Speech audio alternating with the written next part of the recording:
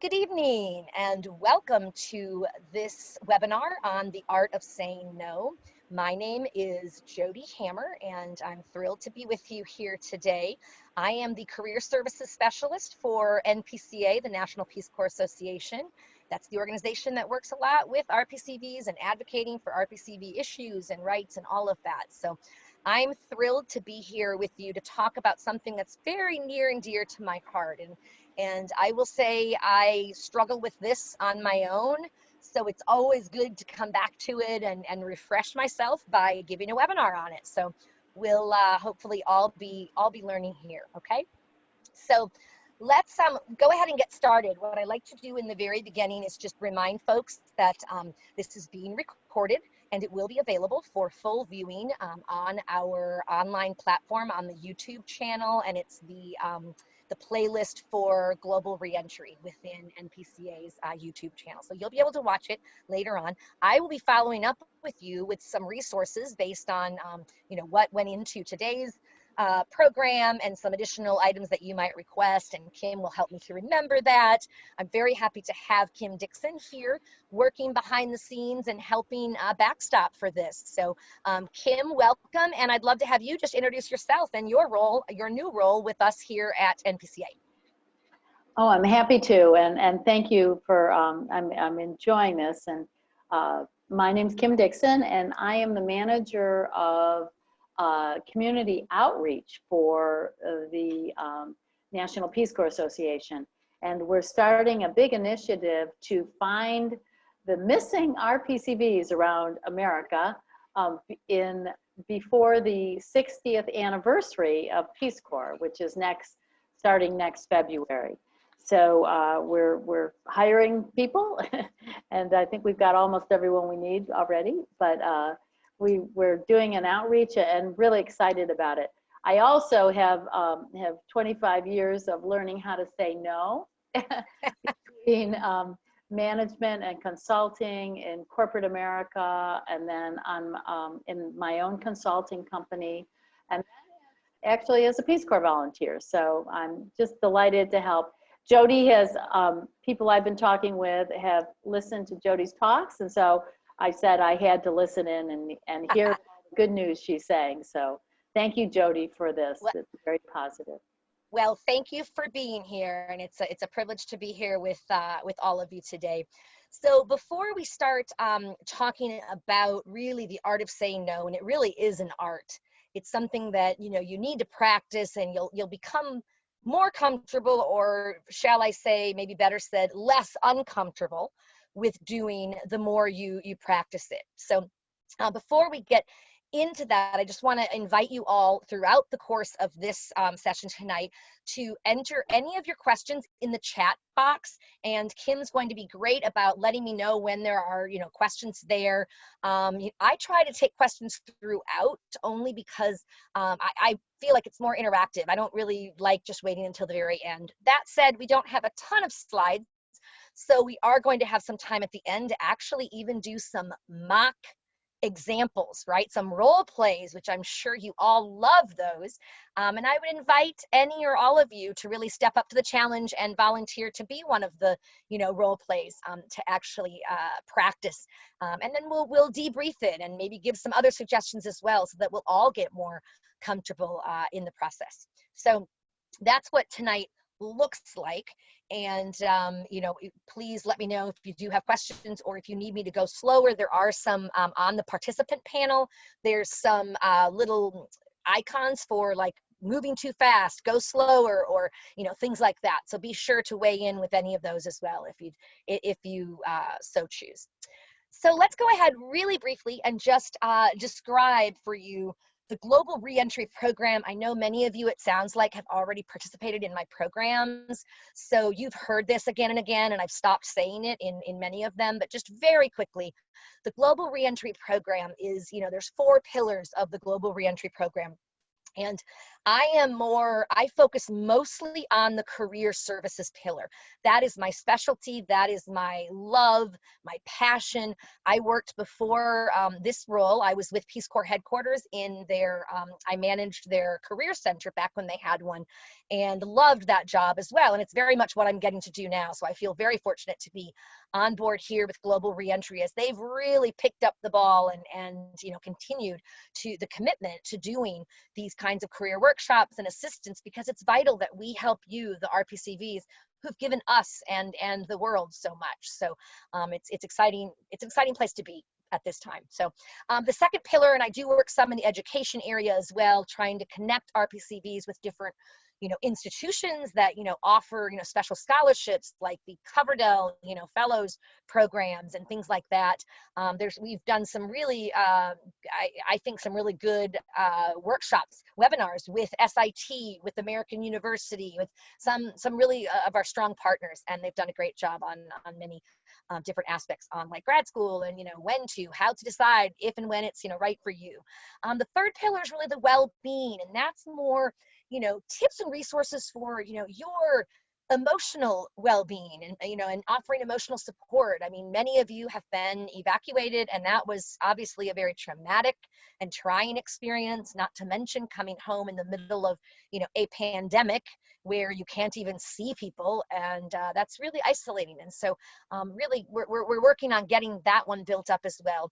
And then finally, the continuation of service, that commitment to keeping the spirit of service in your heart alive, and committing yourself to doing great things, and service related things throughout, whether it's advocating for Peace Corps' budget in the future, or the continuation of Peace Corps, or what have you, and other nonprofit organizations that you're deeply committed to. So that's all I'm going to say about our 4 pillars, and we're just happy to be here. My colleague Dan and I together are the 2 staff that are in Global Reentry. So let's start first up with, some of the things we struggle with saying no to, right? There are so many things. And while, there's parental expectations I put up there, especially for folks that are still younger. Maybe, you more recently have, maybe you got out of college and you went right to Peace Corps. It might have been a struggle getting your parents on board with even being okay with you going, right? Because oftentimes they don't understand, why would you go and do something volunteer after you've gotten your degree, blah, blah.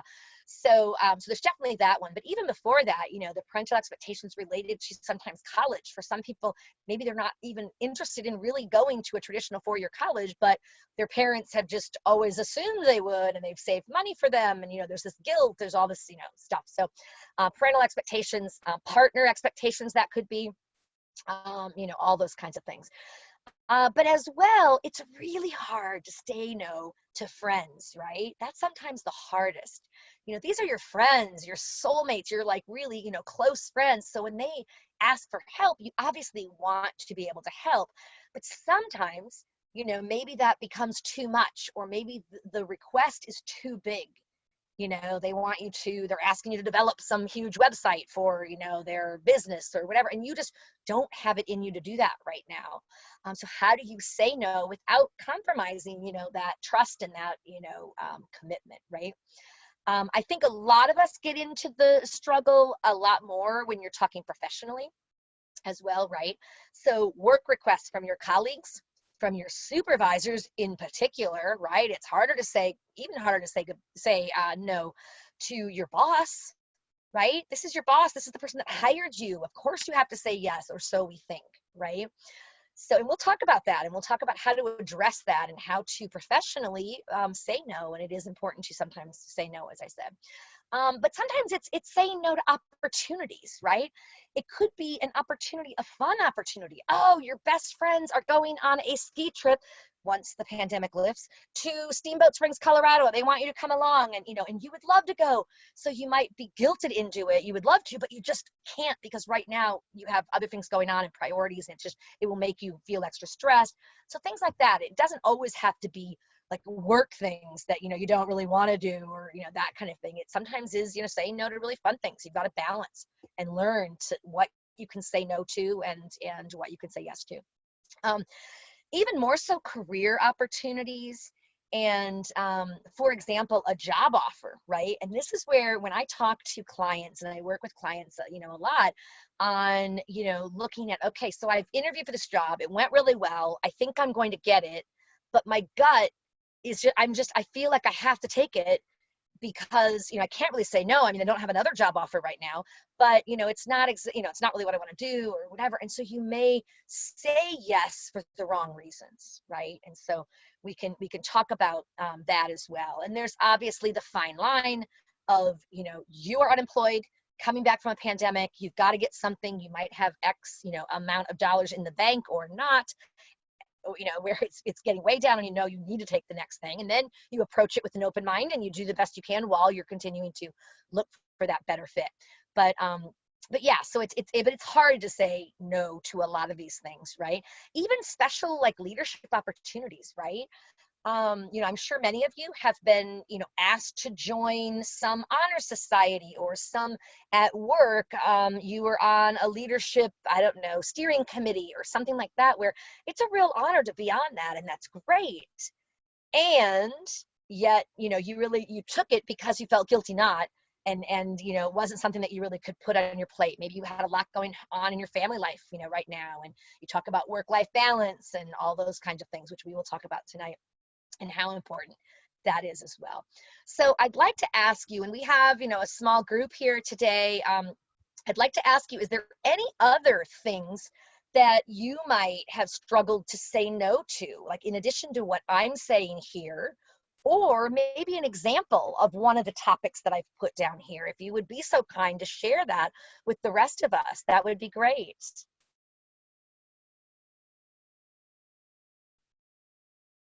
And I'm going to honor the awkward silence that it oftentimes takes for people to put together what they want to say and say it. So please jump in if you are willing at this point.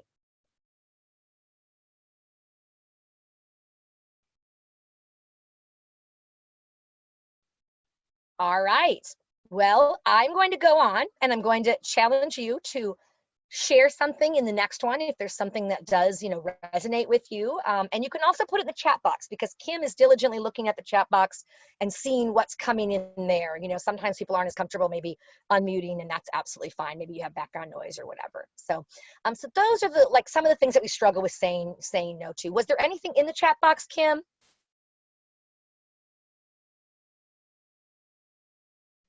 You're on mute. Okay, so I'm going to go on to the next one and talk a little bit about why saying no is so difficult. There's lots of reasons above and beyond these that I have here too, so I hope that somebody will think of one and be willing to share it either in the chat box or by just unmuting yourself and sharing it in our nice intimate setting here. So some of the why saying no is difficult, as I said already, you feel guilty, right?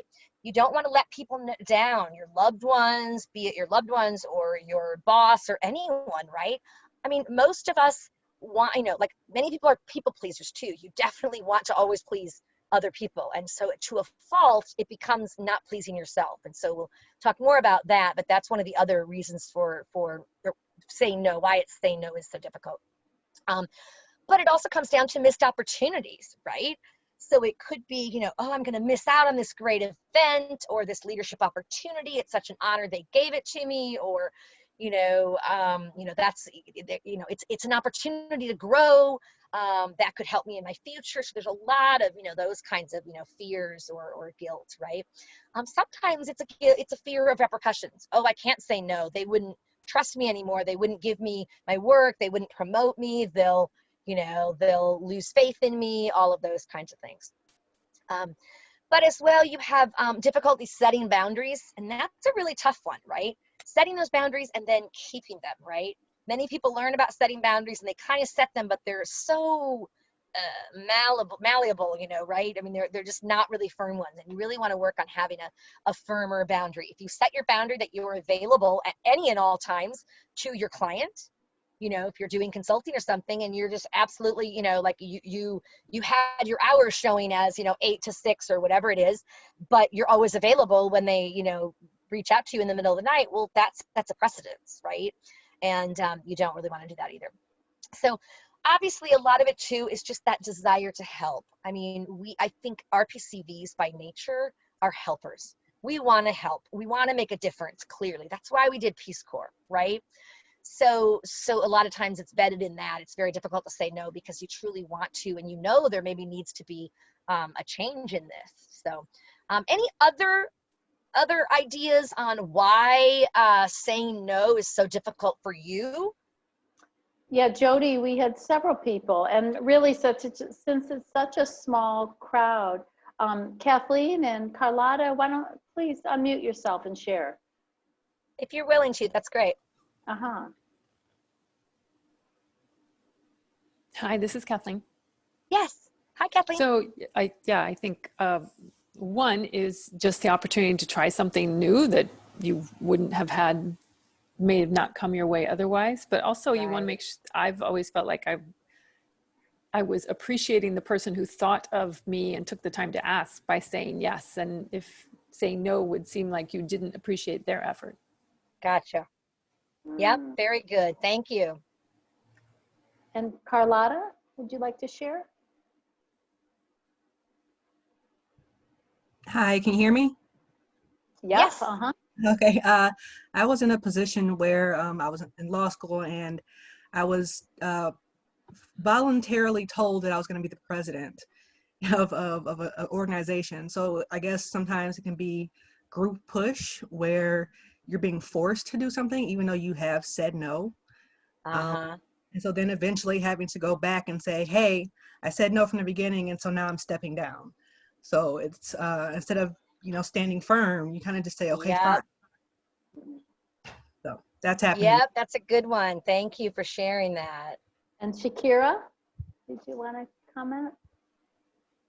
Yeah, one thing I wanted to say is that sometimes, like, when you are a little bit more successful than like your other friends, it's difficult sometimes to say no to them, especially if they're looking for you to help them get to the same level or as you are, or exceed the level that you're at, if that makes sense.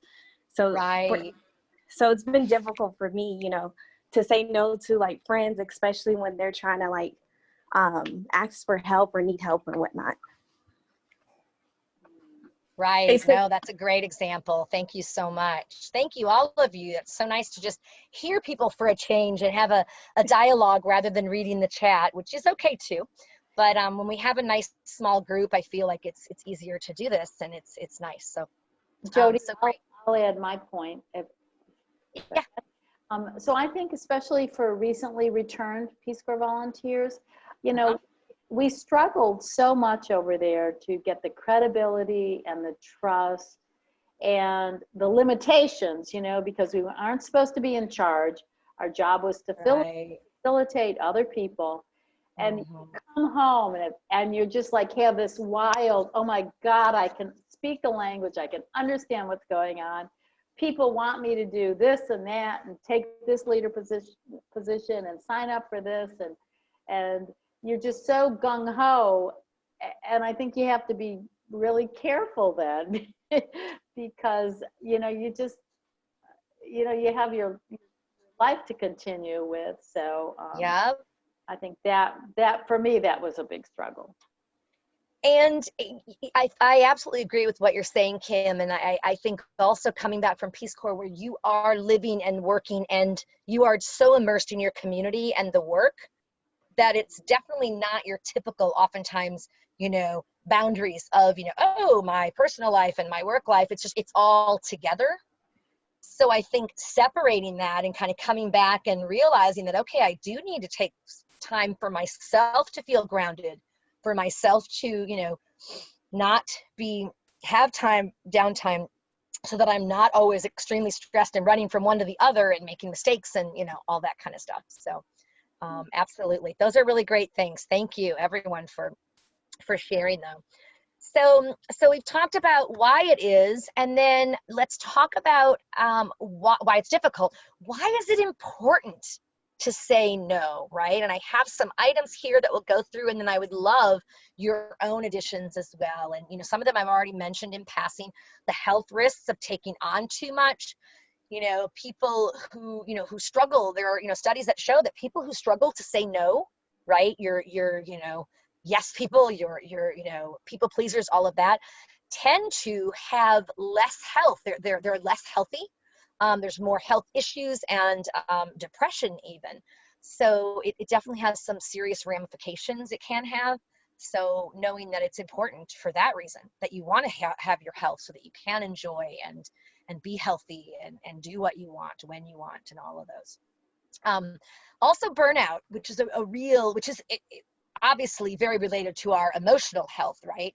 And, burnout where, if you just keep saying yes and just keep piling it on and piling it on, you're not going to be getting your sleep. You're not going to be taking time to recoup. You're going to literally be just living this life of, stress and go, go, go, run, run, run on the treadmill, if you will, right? And eventually that gets you more often than not. And burnout, where you just, it's crisis time, where you reach this point of just blah, and you're just spent. So those are two very important reasons. But also, it's important to say no, because think about it this way: every time you say yes, the expectation is, and your desire is, and your expectation of yourself is, that you're going to deliver a quality product, or you're going to help, and it's going to be, well done, right? All of that. But when you take on so much, too much, where it's just too much for anyone to handle, eventually, right, you're going to be making mistakes. You're going to make more mistakes. It's going to hurt your credibility and lessen your reputation when you're overtaxed and such. So it's much healthier to draw those boundaries, set those limits, say no to what you need to say no to. Not everything, certainly say yes to things, but make it a very, conscious decision of when it makes sense, and listening to your gut, right? To avoid these things. And then why else is it important to say no and set those boundaries? Anyone, you can either unmute yourself or you can put a comment in the chat. But if you're comfortable, do the unmuting yourself. We'd love to hear you. Hi, it's Carlotta again. Yes, Carlotta. Hi. So as you were talking, I was thinking about how it also can lead to resentment and anger towards the people you've said yes to. In my case, it actually also led to a physical manifestation of pain. And it wasn't until that point that I had to step down and say no. So saying no up front and meaning it will keep you from getting hurt physically, mentally, and from being angry at people who really just wanted your help or whatever it could be. But if it's too much for you, then it's not going to help them. That's such a good point. And I'm so glad that you listened to, it sounds like you were at a point where you had to, right? But you could have avoided that if you would have set those limits up front and said no. So that's a great example, Carlotta. Thank you so much for sharing that. Ashley, looks like you have something, resentment. Yes, that's what I was going to, okay. Yep. We're all agreeing, Jody. Exactly. Well, that's great. So everyone realizes why it's important. So I think the challenge is more, so how do we do it? Because that's the real challenge, right? We know we need to do it for our health, well-being, all of that, balance, everything, so that we can say yes to what is really important. But it's the how you say no that is the biggest challenge. And like I said earlier, when I first started, this is a topic that, it's a concept that I've struggled with as well. I grew up, I was very much of a people pleaser, and that has really, impacted my, career decisions. But also, I've always wanted to help people and knowing, but grounding myself on knowing that I can only do so much, and setting that boundary where if I go beyond that, or I don't have that boundary and I just keep doing, all of that, whatever. I think too, when I worked in the nonprofit realm years ago, and I loved the organization, I was passionate about it, but funding was lost. And so, what used to be two direct, program manager positions became one under me. So I was, right, the youth and adult education coordinator and, and director. And then the social services one came under me as well. So it was like suddenly there was two times the amount of work, but I couldn't say no. Could I? Well, I didn't think I could.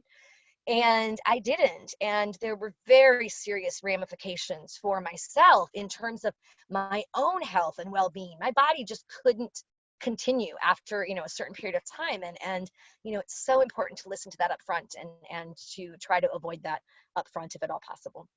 So great.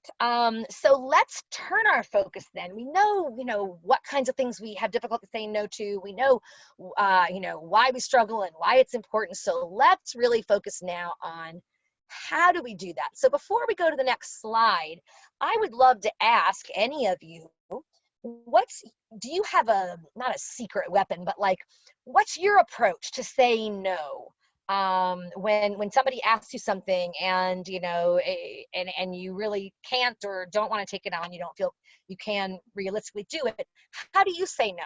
I'd love to hear somebody with their own example before we move to many other options.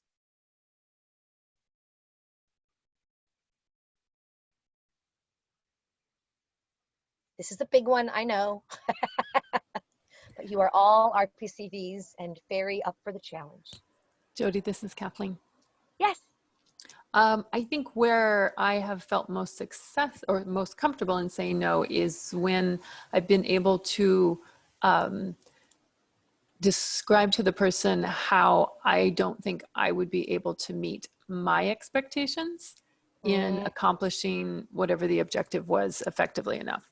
So it's saying no, but it's trying to explain how maybe important, what the request is at the same time.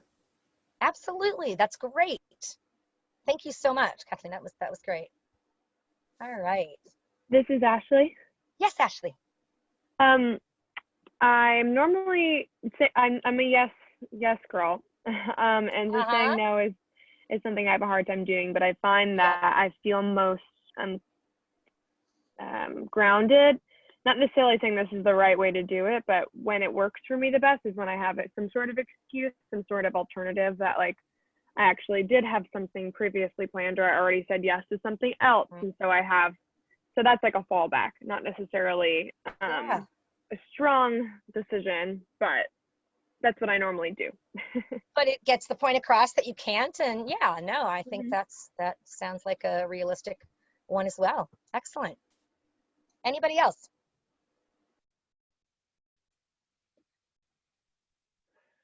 Hi, everyone. This is Andrew. Hi, Andrew. Hi.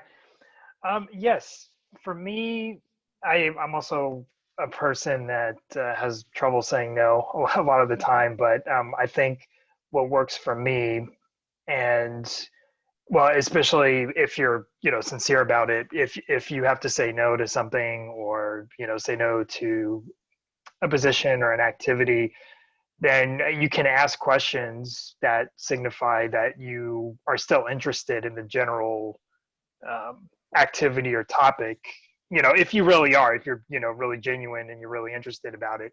But, that just shows the person that, hey, even though I'm declining this specific, opportunity or position of leadership or, whatever, I'm still interested in, your end goal and what you're doing and, what can I do to help that or be involved like in a different role or however you want to navigate that. That's great. I love that. It's expressing interest in whatever the goal was or the project, and not closing the door to potential future involvement, but just not in this way. So great. Well, good. Thank you, everyone, for being so collaborative and sharing and all of that. What I think we're going to do here now, and looking at my watch to make sure we get everything in here. So some of you have already brought up some of the ways, like to say no professionally, what's worked for you, and I really like starting with that. These are some other kind of ideas. So, clear boundaries and maintaining them. I already kind of gave that example of maybe working hours, if you're a consultant, that kind of thing. It's sometimes really hard to set those boundaries, right? Because you're, kind of adapting to different, clients and all of that. But also trusting your instinct. And I cannot rule this, I cannot reinforce this one enough. It's that your gut, if your gut is saying no, don't just override it with, well, no, yes, I'm going to do it because it makes sense. I'm in this, I need this, da, da, da, da, da. Listen to that gut, or at least take some time. You can ask them in different ways, right, for time, which is on here as well, right? You don't have to decide, the pressure to decide on the spot. Sometimes it's hard to say no in the moment when they ask you, right? So you could say, let me check my calendar, and let's regroup, on Tuesday or tomorrow or whatever it is, right? And then you can listen a little more to your gut and be thinking through, like, why are you having this resistance? Does it make sense to, and you can make that best decision for you. And that's important. There may be needs, and you know what? It's right. It's true. There are always going to be needs, and people will need you and your expertise, right? But sometimes we get into the whole thing of like, well, if I don't do this, what will they do? They have to have a website developed. What if they don't have that? Then they won't be able to. And you go into this what if, and it's this whole, like, everything revolves around you. And the truth of the matter is, you're not the only person. If you say no, they're going to be finding someone to say yes, right? And looking for someone else, and someone else will be able to do it as well, maybe in a different way, but don't feel guilty about that. You need to say yes to yourself first before you can say yes to somebody else and make a good decision in going forth and being the best that you can be in that role, and giving them the best product or assistance or whatever it is. Okay. So you can also sometimes, wait for a better environment. Like, say you're somewhere and there's like background noise and all of that. You don't have to say yes. And you could say, can we table this until we get to an environment, maybe tomorrow, where there's not this, where I can focus on it fully. I want to be able to really hear what you're saying and, discuss it. And then you have a little more time to kind of think about how you're going to, if your gut is telling you no, and you don't want to do it, but you're thinking of doing it because of guilt only, how you can professionally say thanks, but no thanks. So, and speaking of that, how you can say thanks, but no thanks. Oftentimes you can sandwich your no between two yeses, right? So an example might be, the first yes could be, the first yes could be related to maybe, what you're saying no to, right? You're saying yes to yourself, like you have whatever, you have X number of proposals on your plate right now. And so you're really stretched in terms of meeting your current obligations. So you're unable to take on this one, but you really are vested in the outcome, and you'd love to keep posted on how this goes. And if there's something that I might be able to do in the future, I'd be open to, once I finish XYZ, whatever. So you kind of put that no in between the two yeses, right? But again, it's saying yes to yourself, which is no to this opportunity, and being professional about it. And then lastly, saying yes to the person and no to the request. A lot of times the reason you might take on something is because you'd feel guilty. Maybe it's a mentor of yours who's done a lot for you, and so you feel like, well, of course I should be helping them now if I can in this way with helping them with XYZ. Make sure that when you do give your no, that it's really clear that, I really thank you so much for thinking of me in this capacity. I'm really honored to have been, and I really respect you for the work that you're doing in this area. I see you doing such great, blah, blah, blah. Although I'm not able to take on additional due to, and you could, spotlight, whatever it is, I just want you to know that I am one of your biggest advocates, and I, want to be here for you in the future, whatever. So you could certainly, it's letting them know the person is still important. You're not saying no to the person, you're saying no to that opportunity, right? Or that request. Okay. Any other ways that folks can think of to say no professionally before we move into a little bit of kind of a role play even?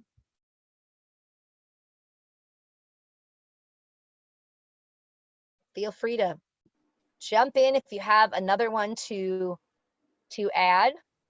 Just unmute yourself.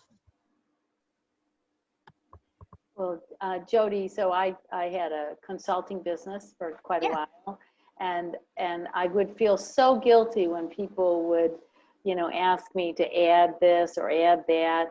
And in the nonprofit world, the same thing, you know, gee, could you just do a little bit more on this, or could we expand the scope of this?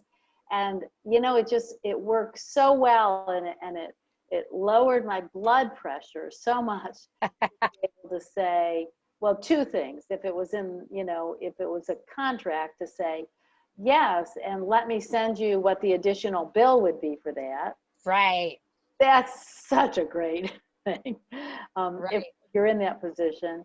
And the second thing is, you know, yes, I'd love to do that, but my bandwidth is such that I only have this many hours. Right. Help me reprioritize what you want. So you put the monkey back on their shoulders. Exactly. And we were talking a little bit about that beforehand, and that is such a great way, because especially with, have any of you ever had a boss who, I mean, they may be great, but they continually give you additional projects, right? And so you take them on, but they're, you know, you have more and more on your plate. Well, you reach a point where literally you're not going to be able to get all this work done. So when they try to have you take over one more thing, you have to be able to say to them, to say, well, sure, I'd be happy to help with this. However, right now I'm working on the prior, you know, what you had assigned yesterday regarding X, Y, and Z. Which is the biggest priority, the first priority that you would like me to tackle? And then I'll continue with the other, so that they clearly remember all the other stuff they gave you. And, oh, that's right, okay. Because sometimes they might just be giving it to you because they trust you and they know you'll do great, where somebody else could do that. And when they remember, oh, there's these other things, I guess I could best use her in this capacity, let me go to, you know, whoever else and get them to help. So good. Thank you, Kim. I appreciate that. Wonderful. So let's go ahead and look at, for the last, we have about 20 minutes left, and, you know, we certainly can finish early as well. But I have some role plays here. So, you know, examples of how you might respond and say no in a way. Now, let's assume for these that it's an opportunity that would you wouldn't want to take on right now for whatever reason. It's not, you know, either it's too much or you have other competing priorities, or whatever the reason is. It's not something that you're trying to say no. Your goal is to say no to this professionally. So in the first one, if you're asked by your supervisor to handle research tasks for a big project, but you're already focused on another project for her, how do you politely address this and say no? Who would like to give that one a swing? And hint, you can kind of tap into what we were just talking about too, if you want. Anyone willing to maybe raise your hand or just unmute yourself? I'll take a swing at it. It's Carlotta. Carlotta, great. And thank you for saying your name, because I don't have my, you know, when I'm doing the whole presentation and such, I don't always have where I can see on the little, you know, your videos. So thank you, Carlotta. I appreciate it. So Carlotta, I'm just, you know, your supervisor, and I'm just, you know, Carlotta, I really need you to take on these research tasks for this next project for us. And, you know, it's really important this gets done by the end of the week. And I know that you're the best person for it. So can you help me out on that? You said the deadline is at the end of the week? Yes. Okay. And so when is the deadline for the this other project that I'm currently working on? Is that going to be due this week, or is it further out? Oh, I forgot about that other project I gave you. I guess the other project's probably more important first. Okay. Okay. Good. That was great. You did great. So you brought it back to that whole while you're doing something else, and you know, you're happy to help. You know, a lot of times you can even start it with, hey, you know, I'd be happy to help with that. I just need to reconfirm which of these two projects, you know, are, because that's just putting yourself out there as a collaborator, as, you know, happy to, you know, assist and things like that. So great. Good job, Carlotta. Appreciate it. So let's go to the next one. So you, as an employee, are approached to be included in an organization's advisory board. And you fear, it's a good opportunity, right? You're feeling torn because it's a great opportunity, right? And major recognition. But at the same time, you're already feeling like you have poor work-life balance with all on your plate as it is. So you're worried too about the ramifications of saying no. So you're just really torn up inside, and your gut is just kind of conflicted. So how would you approach that? Anyone willing to take that one on?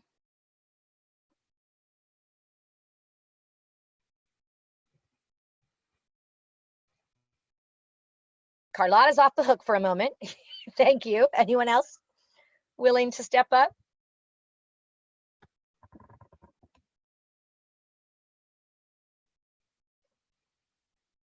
We'll leave a little more awkward silence because we are comfortable with that. Or not. Hi, Jody. This is Kathleen. Yes, Kathleen. Yeah, I think I'd start with, again, communicating appreciation for this, having the request come, and saying, thank you very much. It's something I would be very interested in doing another time, but right now I feel like need to stay focused on creating a balance between work and personal life. And I think I'm getting close to that, but I'm not quite where I want it yet. And so that really needs to be my priority right now. Nice. Great. Well done. Thanks. Y'all are good at this. Great. Awesome. So yeah, I think you did a great job there. That it's kind of that sandwiching too of that, the positive, being grateful and appreciative, right, of them, choosing you, being honored. So, all of that. And then yet, not able to take it on. So good. Any other comments on how she did there? Write them in the chat box or unmute.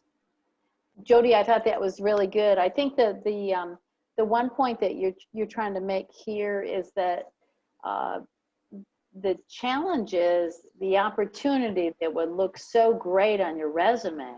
Yeah. To me, that's what, I would always struggle with. It's like, yep. Oh, geez, if I could. But to your previous point, was it you or someone else that said, I think it was you, that, it would lessen your reputation if you just, you're so overwhelmed that you would just screw it up. Yep. If you can't be an active participant in that advisory board and really give them what they need to be successful, then it negatively impacts your own reputation as well, right? So that's not going to help anyone. But you're right, there's a lot of great opportunities that are out there, and great resume experiences and great experiences to move you in the direction of your career dream and all of those. So it's not like this is the one and only, right? And you don't have to say no always. Maybe next year or 6 months later, whatever it is, you're in a different spot and you have less on your plate and you're able to consider that. You could even, if you had changed your mind 6 months later and you feel like you're in a better, space, there's nothing wrong with reaching out to the person who had tapped you for that, to just say, hey, I just want to check in and see how the advisory board is going. Again, I was so honored when you had, reached out and asked me, last year. And, I'm very, while I'm sorry that I wasn't able to really take it out at the time, I am finding myself in a place where I do have more time. And so if you do by chance have future opportunities, please keep me posted. That's always an option as well. So great. All right. The next one, your boss asks you to cover an out-of-town meeting. So like go on a trip overnight, the whole thing. But you have multiple, competing priorities, deadlines that won't get done. So how would you, this one's somewhat similar, it can be, but what's another way to maybe address that one other than the which is more important, this priority or that priority, because obviously that one would be a perfect fit for this too. So you could certainly do that. But if anyone has another idea of maybe answering that one, feel free to. This is Andrew. I'll take a swing at that. Great, Andrew. Thanks. Sure. Okay. Well, thank you so much for thinking about me and offering me this opportunity to cover this meeting out of town. However, I have these multiple deadlines on these other projects that I need to get done. So for me to be at my best with those, I would have to stay here. However, I could recommend this other person who is very versed in the subject area, and I think they would be a great person to cover this meeting for you. Nice, Andrew, that's great. Suggesting another person, right? Because again, you're not the only person who could do it. Maybe they haven't thought of that person. They thought of you first and foremost because they have most exposure to you and experience with you and, you know and trust you. So if you're not able to take it on, they would, chances are, would trust your recommendation as well, and maybe give another person a chance to do that, and they might love it. So that's awesome. Great. And then the last one that I have here, oops, excuse me.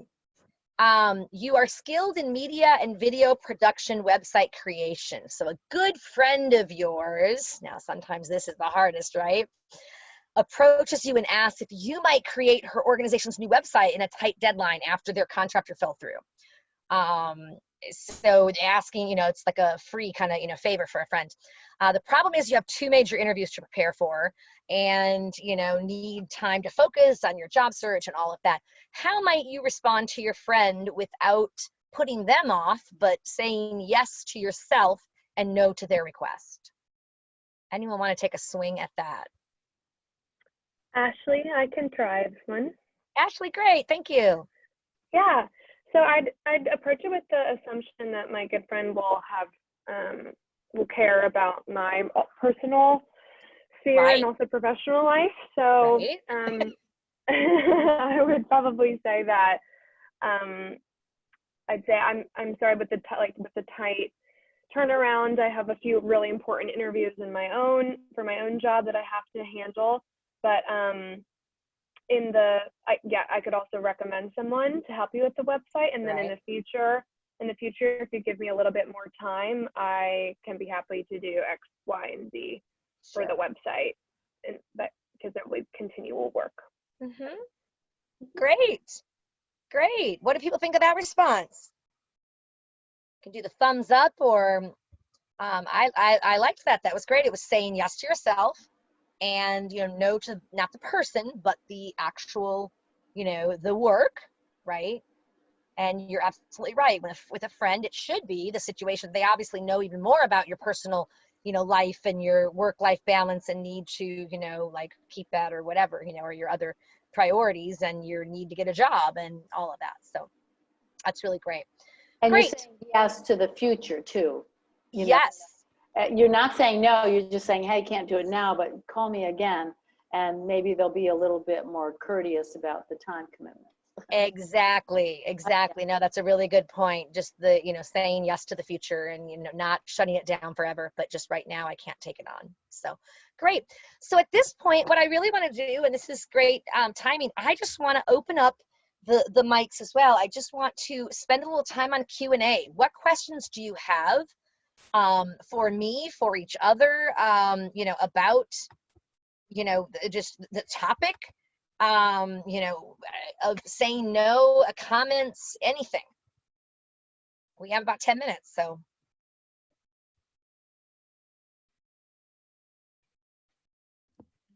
Hi, Jody, it's Carlotta. Yes, Carlotta. I think with that last example with the friend whose their contractor fell through, I feel like at that point, if I would probably might be comfortable asking them, is this a paying position?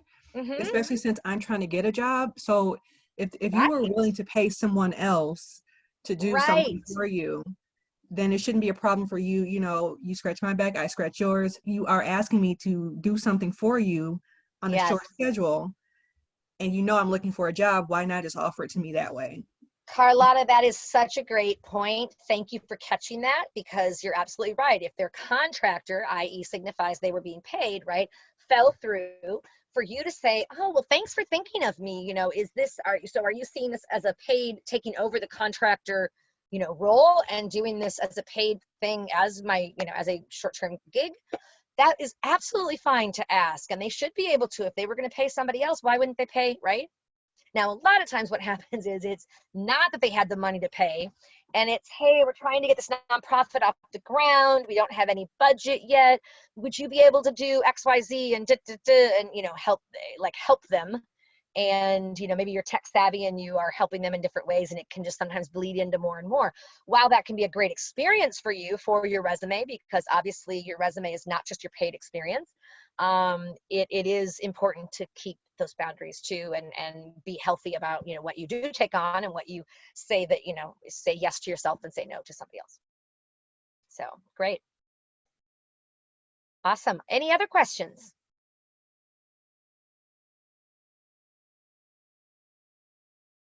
Is there anything you were hoping to learn tonight or to talk about that we haven't yet broached the subject of? Shakira comments about how do you deal with the repercussions of saying no, losing a caseload, a friend, no invites to friend events, etc. Yeah, I mean, that's the fear of repercussions that we were talking about, right? But I guess my point is, if you do it correctly and in a way that kind of softens that, I don't want to say softens the blow, but where you're not rejecting them, you know, you're not saying, well, no, I don't have time. What are you thinking? I can't help with this, you know, but rather you're saying, wow, you know, I would love to help you out. Obviously, I'm really committed to this. Unfortunately, right now, this week, I have XYZ interviews and whatever, and can't really fit that in.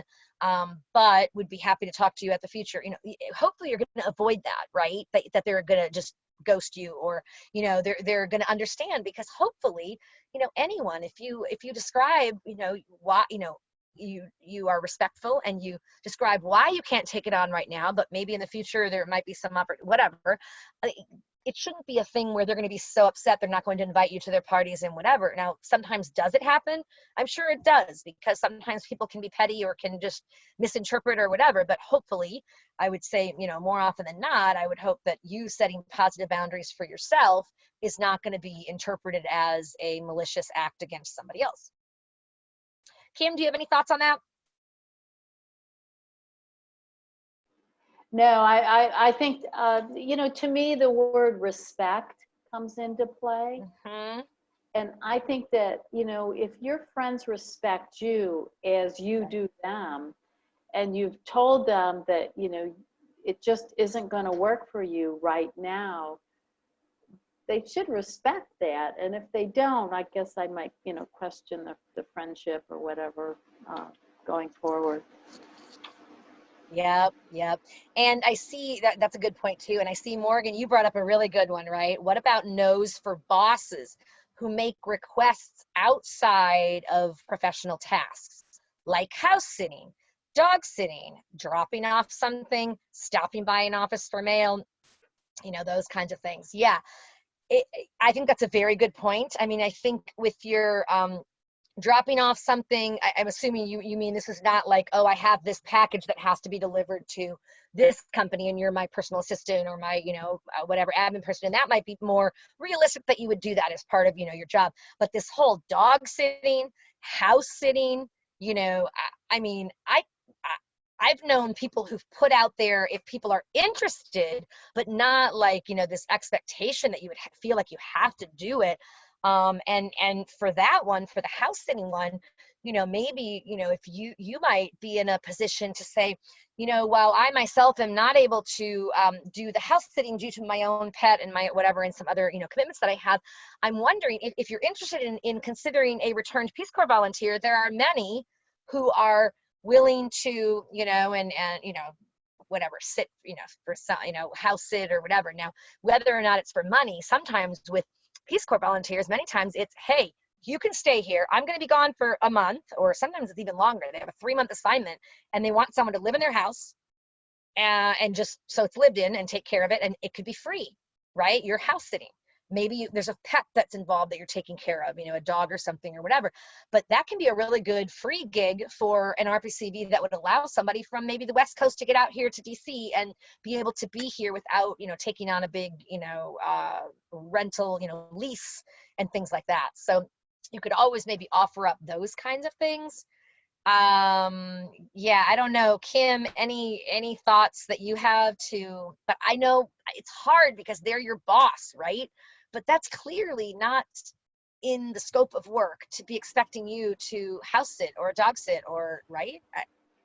Yeah, and you're not an admin. Exactly. And even if you were, those kind of positions, like, are not supposed to have to, dog sit and, that kind of thing. I mean, some people love it. They love dogs, and so they might love it. But yeah, again, respect. Yep. I think it comes down to the respect. Yeah. Thank you for the question.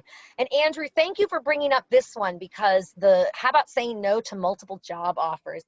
This is it's a really good one. And it's a great position to be in, right? When you have multiple offers and you're having to say no to someone, like most RPCVs dream of being in that position, right? Where they're in the decision seat, making that decision and deciding where they want to go.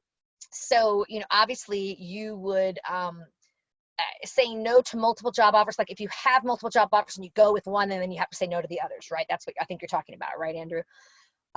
Because first, before you decide, of course, it's like, researching which one is really speaking to you the most. And it's not just the most money, and you can't really you do your pros and cons list, right? The pros of this job versus the pros of that job and the cons, right? But one con, right, could be bigger than 5 pros. I mean, so it's not a direct number of, entries, but just getting out there, what are the pros and cons? What are the, the benefits of each, and, all, and the drawbacks, and then deciding. That's even hard enough itself. But once you make that decision, to then tell the other, company no. What I would say, and I'll address that in a moment, but I will say it's great if you have multiple offers in terms of your salary negotiation. When they do your salary negotiation, the company that you want, you can say, what, if any, flexibility might you have with regard to the salary range based on my XYZ position, and I do have another offer on the table that, is offering whatever, 65 or 70, whatever. So you can definitely use it in that regard. But then once you let them know, again, I would say, be very professional when you're, letting them know, so again, if you were responding, if usually they're sending you an email, for example, right? And they say, we'd like to formally offer you XYZ position, for you to respond and, and be like, thank you so much for the offer for the position. While, I greatly enjoyed interviewing with you and admire the work that you're doing, I have accepted an alternative position. But greatly appreciate your, faith in me, whatever, blah, blah, blah, blah. Should our, hope our paths will cross in the future. Thanks again, and best wishes with your, future candidate or, final candidate. Something like that, where you're just, wishing them well, so you're, turning it down. And if you do so in a very professional way, that can really set you up for the future, if things change and you decide at some point you're looking to come more at this, company, that kind of thing. So keeping that relationship open. Any thoughts you have, Kim, on that, or anyone else? Just that I think it's really, I'm sorry. Sorry, I'm just saying she had to jump off. Thank you. I'm just going to say that it's, to your point, it's always important to keep that window open. Maybe not the door, but the window. It's such a great opportunity, and I've weighed all the pros and cons, and this other one is just better for my position right now. But at some point in the future, I would love to blah blah blah. Right. That comes back to you. Good point. Really good point. It was a very difficult decision, but like that whole, like, letting them know that you were really interested in. Yeah. I mean, the fact of the matter is, people are going to turn down job offers. That happens, and then people, look at, the next candidates, and that's a lot of times why I will say, if you're rejected for an offer, on the opposite of getting the multiple offers, if you don't get the offer and you get the thanks but no thanks, right? Respond with that thank you for the rejection letter that I always talk about, kind of, kiddingly, but really I'm serious. You respond with something like, thank you for letting me know regarding your selection decision for the XYZ position. While disappointed to have not been chosen, I wish you the very best with your selected candidate. Should you have future opportunities, please keep me in mind, as I remain deeply committed to your blah, blah, blah and mission, and am confident my whatever skills could be well utilized. Something like that, because who knows? Their first choice may duck out, and then they're like, wow, this was so professional, the way that that this person received the rejection. Let's give them the chance. So that has worked, and so it's always important. Okay, so I just looked here. I think we've gotten to the the end of the questions, and I've looked here, and it is just after 9. So I just want to thank everyone. If you do have questions for me, you can certainly reach out to either careers@peacecorpsconnect.org, or my direct one is Jody at same address. Okay? And I'd be happy to talk with you, okay, if you need some more assistance. Sure. Thank you, everyone, for coming, and have a great night.